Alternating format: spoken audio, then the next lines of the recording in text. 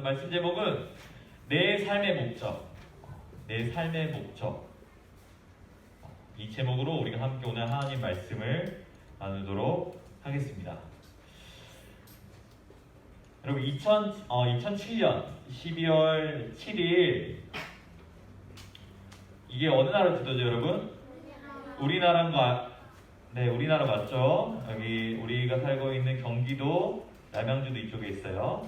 그런데 저는 오늘 말할 지역은 이 대한민국 서해, 서쪽 바다죠. 황해라고도 하는 이 서해, 이 태안이라는 이야기를 태안 앞바다에서 있었던 아주 끔찍한 사고에 대해서 오늘 전도사님이 이야기를 해보도록 할게요.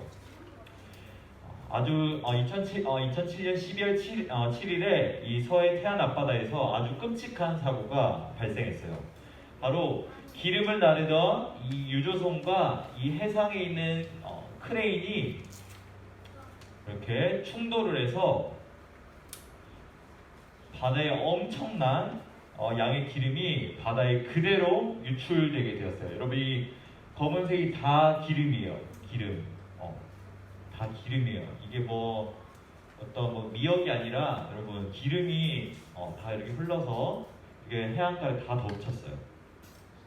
얼마나 많은 기름이 유출되었는지 이 사고는 우리나라 국내에서 일어났던 이 기름 유출 사고 중에서 가장 심각한 사고로 기록이 되어 있는데 이날 이 태안 바닷가에 흘린 이 기름의 양이 12,547 킬로리터예요. 그냥 리터가 아니라 12,547 킬로리터인데 이 양이 얼마나 많은 양이냐면 우리 친구들이 이해하기 쉽게 우리 길거리 가다 보면 자동차들 많이 있죠. 이 자동차 무려 18만 대를 한 번에 주유할 수 있는 엄청난 양이에요.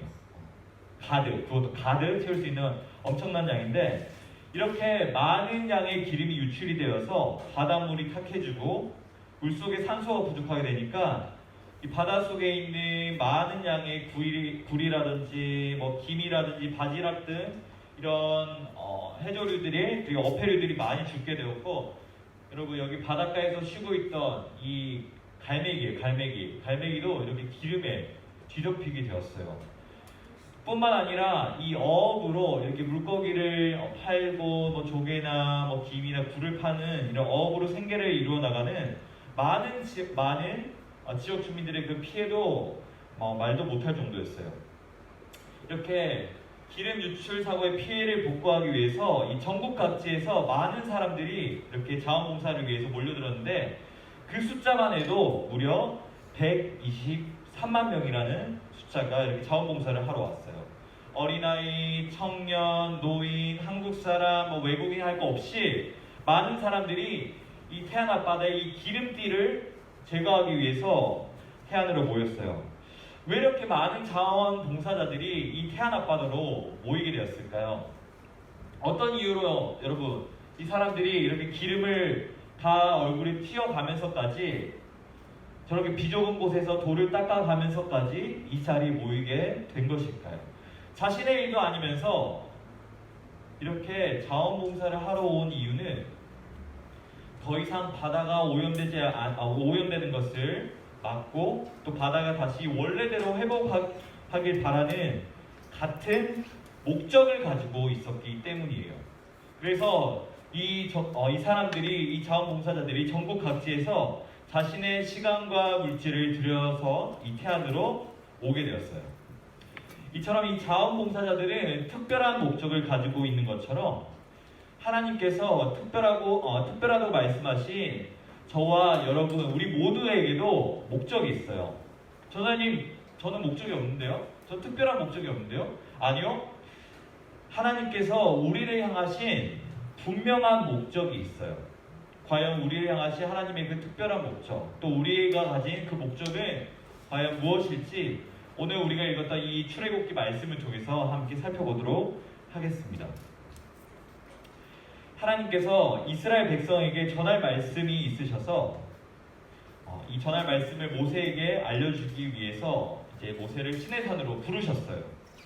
시내산에서 하나님을 만난 모세는 하나님께서 해주신 이 모든 이야기를 듣고 이제 시내산에서 내려와서 이스라엘 백성들을 향해 하나님의 말씀을 전하기 시작했어요. 하나님께서 시내산에 내려오시겠다고 말씀하셨습니다. 여러분은 오늘과 내일 옷을 깨끗하게 빨고 스스로를 깨끗하게 해서 셋째 날을 기다리십시오. 또 시내산에 경계를 정할 것인데 여러분은 그 경계를 넘지 마십시오. 만약 여러분이 그 경계를 넘는다고 한다면 여러분은 반드시 죽게 될 것입니다. 그리고 셋째 날에 나팔을 길게 불면 여러분은 그 소리를 듣고 시내산 앞으로 모여야 합니다. 이것은 하나님의 명령입니다. 하나님께서 모세를 통해서 이 말씀하신 그 명령을 따라서 이스라엘 백성들은 자신을 깨끗하게 하였고 옷을 깨끗하게 빨았었고 그리고 그렇게 셋째 날 아침이 되었어요. 시내산 위에는 짙은 구름이 끼게 되었고 천둥 번개가 치며 그 소리가 들리게 되었어요. 그리고 그 소리를 뒤이어서 큰 나팔 소리가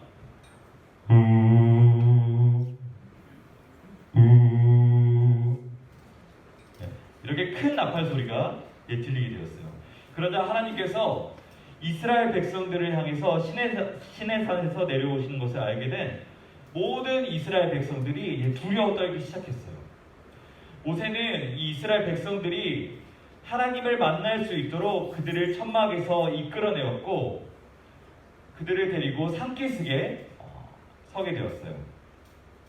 하나님께서 이 불 가운데 내려오신 이 시내산은 여전히 빽빽한 연기로 가득했고 또 산 전체가 흔들렸어요.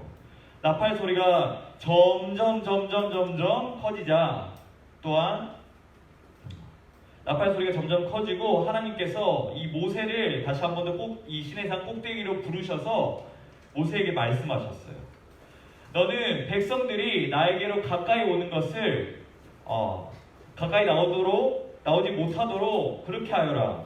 혹시 그들이 나를 보려고 내게 가까이 하다가 그들이 죽을까노라 하면서 하나님께서 이 모세에게 이스라엘 백성들이 하나님을 보기 위해서 시내산에 올라오는 것을 금지하셨어요. 하나님께서는 이 이스라엘 백성들이 하나님을 보기 위해서 시내산 가까이 올라오다가 실수로 그들의 죄로 인해서 거룩하신 하나님을 만나 죽을 수도 있을 것이라고 분명히 경고하셨어요. 그래서 모세는 이스라엘 백성들을 향해서 하나님께서 시내산의 경계를 정했으니까 여러분 시내산에 여러분은 올라올 수 없을 것입니다 라고 분명하게 말했어요. 그러면서 하나님께서 이 시내산에서 이스라엘 백성이 지켜야 할 10가지 계명을 알려주셨는데 여러분 이게 뭐죠? 여러분이 너무나 잘 아는 10계명이에요. 맞아요. 10계명. 우리가 너무나 잘 알고 있는 10가지 계명 10계명인데 온 이스라엘 백성은 이 시내산 앞에서 하나님의 말씀을 들었어요. 이스라엘 백성은 이전에는 애굽의 노예로 살면서 하루하루 굉장히 괴롭게 살고 있었지만 그들을 향하신 하나님의 특별한 계획이 있었고 또 하나님의 인도하심에 따라서 이스라엘 백성들은 애굽을 탈출하였고 특별한 백성으로 살기 시작했어요. 그래서 하나님의 백성으로서 이 특별하게 삼으신 이스라엘 백성들을 위해서 하나님께서 새로운 삶의 기준을 위해서 이 10계명을 주신 거예요. 하나님이 주신 10계명은 1계명부터 4계명 그리고 5계명부터 10계명까지 우리가 크게 두 부분으로 나눌 수가 있는데 1계명에서 4계명까지는 바로 하나님을 영화롭게 라고 의미로 이해할 수 있어요. 여러분 하나님을 영화롭게 한다는 의미가 과연 무엇일까요? 하나님을 영화롭게 한다는 것은 우리의 삶에서 하나님을 자랑하고 하나님만을 높여드린다는 그런 뜻이에요.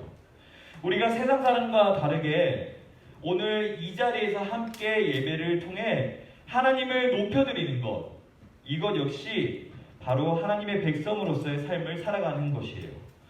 1계명에서 4계명까지가 바로 하나님을 향한 그 계명이라고 한다면 5계명에서 10계명은 바로 이웃에 대한 계명이에요. 이것은 바로 세상을 향한 축복을 한다는 것으로 우리가 이해할 수 있는데, 세상을 축복한다는 것은 우리의 이웃을 돕고 이웃을 이롭게 하면서 그들이 하나님께 나올 수 있도록 우리가 도와주는 것을 말하는 것이에요.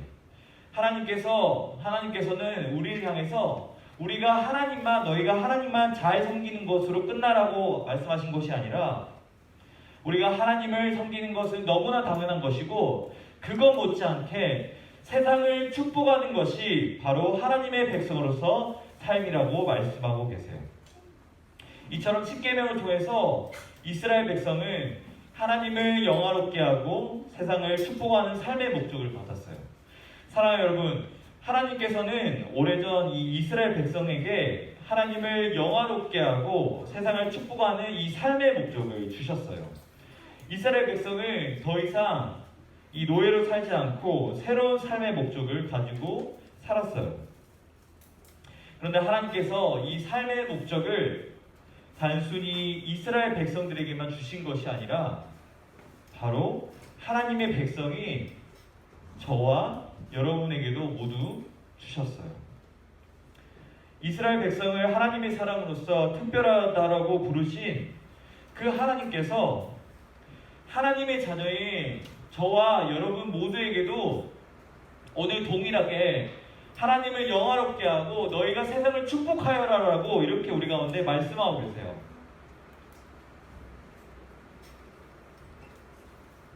우리가 정말 그 말씀대로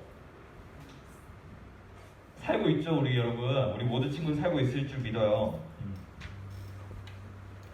하나님께서 우리 친구의 삶 가운데 하나님을 날마다 영화롭게 하고 세상을 축복하라고 이렇게 말씀하고 계신데, 사실 우리 삶은 그렇게 쉽지가 않아요. 근데 하나님께서 분명 우리 가운데 너희의 삶의 목적은 하나님을 영화롭게 하는 것이고 세상을 축복하는 것이다 라고 분명히 말씀하고 계세요. 우리 말씀 한 구절 함께 읽어봤으면 좋겠는데요. 고린도전서 10장 31절 말씀 우리 한 목소리로 함께 읽어보도록 하겠습니다. 시작. 그런즉 너희가 먹든지 마시든지 무엇을 하든지 다 하나님의 영광을 위하여 하라. 아멘.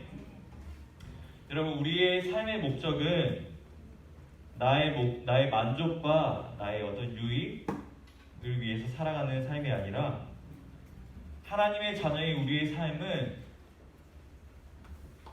하나님의 영광을 위해서 살아가는 것이 바로 우리의 삶의 목적이에요. 여러분, 하나님의 영광을 위해서 살아간다는 것이 여러분 혹시 부당하다고 막 느껴지나요? 아니면 나는 별로 그렇게 살아가고 싶지 않은데 하나님의 영광을 위해서 살아가야 된다면 나 이것도 못하고 저것도 못하고 내가 못하는 것들이 너무 많은데 나 하나님의 영광대로 살고 싶지 않아요.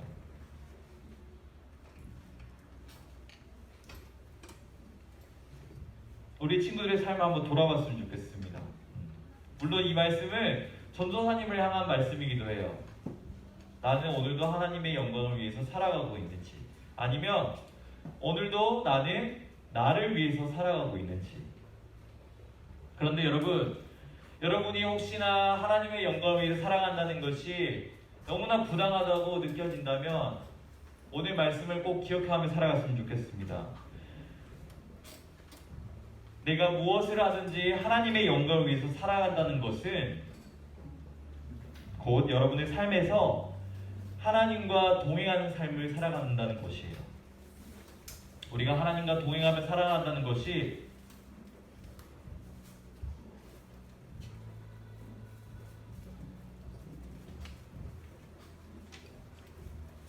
쉽지 않아요.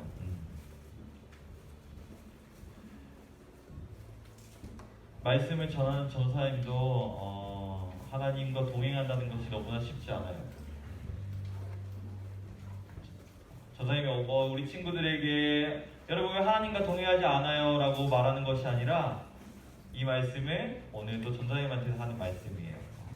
우리가 왜 하나님과 동행하며 살아가야 되냐면 우리가 하나님의 영광을 위해서 하나님과 함께 동행하며 살아갈 때 우리는 비로소 죄로부터 우리가 멀어질 수 있고, 그것이 바로 우리 이 평생에서 가장 안전하게 살 수 있는 유일한 방법이기 때문이에요. 여러분이 좋아하는 게임하는 것들, 친구들 만나는 것들, 여러분 그런 것들 많이 하면서 즐겁게 살아가는 거 너무 좋아요. 그런데 여러분이 꼭 기억하면 좋겠는 것은, 우리가 죄 가운데서 살아가면 안 되잖아요. 하나님의 백성으로서 하나님과 함께 동행하면서 하나님께 영광을 돌릴 때 하나님께서 우리 가운데 함께 해주신다고 말씀하시잖아요.